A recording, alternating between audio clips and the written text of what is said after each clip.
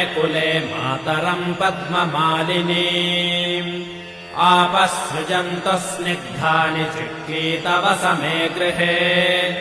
निच देवीम् मातरम् श्रियम् वासय मे कुले आर्द्राम् पुष्करिणीम् पुष्टिम् सुवर्णाम् हेममालिनीम् सूर्याम् हिरण्मयीम् लक्ष्मीम् जातवेदो महावः आर्द्राम् यःकरिणीम् यष्टिम् पिङ्गलाम् पद्ममालिनीम् चन्द्राम् हिरण्मयीम् लक्ष्मीम् जातवेदो महावः ताम् महावः जातवेदो लक्ष्मीमनपगामिनीम् यस्याम् हिरण्यम् प्रभूतम् गावो दास्योऽश्वान् विन्देयम् पुरुषानहम् यशुजिः प्रयतो भूत्